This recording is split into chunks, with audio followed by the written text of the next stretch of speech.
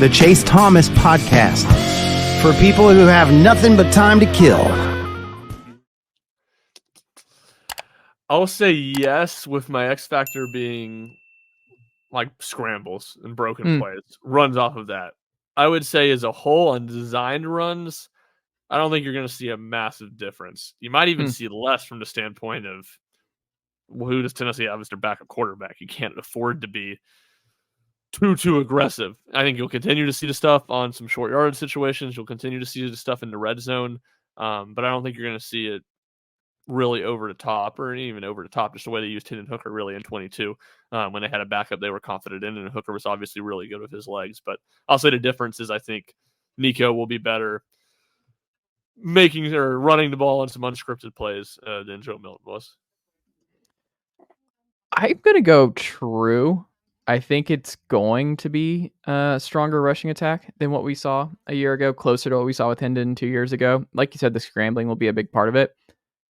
I think because we saw so many, it's just so interesting because we saw so many QB design runs from Nico in the bowl game. Like that was, we were nearing double digits in design runs for Nico in that game. And Nico's obviously a much more natural runner. He's more of a freelancer. He's a lot more comfortable in that way. I don't think we've seen like Hendon was a natural runner too, but he wasn't necessarily a freelancer. You know what I mean? Like Hendon was just such a machine in the pocket and getting the ball where it needed to go. And like when he needed to take off, he would take off. But neither Hendon or Joe had the.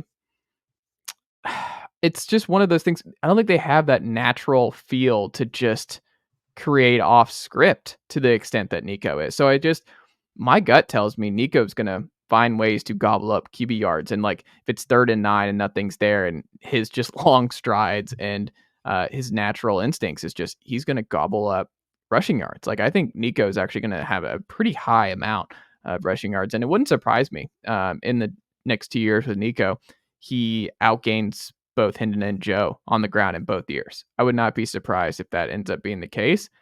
And I would also be curious, like how common it is. Like, do we see Nico not run at all, where they encourage him? It's like, hey, it's Chattanooga. It's who else is on the schedule? Is Mississippi State on the schedule off the top of my head?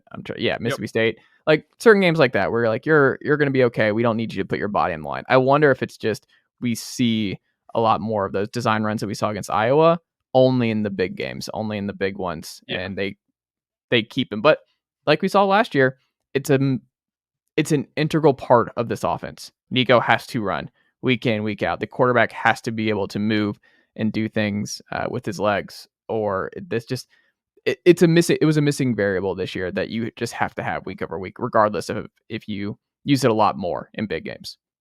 Yeah, I mean, you think about the 2 games the offense probably looked the best in. It'd be the first half of the Alabama game and the Kentucky game, and Milton ran the ball well in both those games, or in the whole Kentucky game and the first half of the Alabama game. So you're right, and I think freelancing is a good way to describe it with Nico, where Hendon was very surgical, and Hendon knew what he was going to do when he was going to run, and it wasn't as crafty, I guess. But at the same time, like Nico, I think is going to be a lot better throwing on the run and throwing out of the pocket than either Hooker and Milton were. So, in some ways that could decrease the rushing yards he gets in some of those situations, where when plays broke down for Hendon was oftentimes very much looking to run up the middle. And if you only got 2 yards, you only got 2 yards. If you lost a couple yards, you lost a couple yards. He was just trying to avoid the bad play and wasn't always looking to make the big play, where I think Nico is in a lot more be looking to make splash plays when things break down. Yeah. But either way, it's a good problem to have, and I'm very, very curious to see what that looks like this fall. We got a ways to go, but still something to look out for this fall. Ryan Schumpert, final thing, Vol baseball back 1-1 as we're taping this before the Baylor final with Xander and company in Dallas. But AJ Russell, I think, is the highlight of the weekend thus far. I mean, just electric stuff out of the gate. We'd heard all offseason that AJ Russell was going to be just we only saw him briefly, right? Like last year, in the brief amount of time we saw him, he was fantastic, borderline unhittable, but it was just a small sample.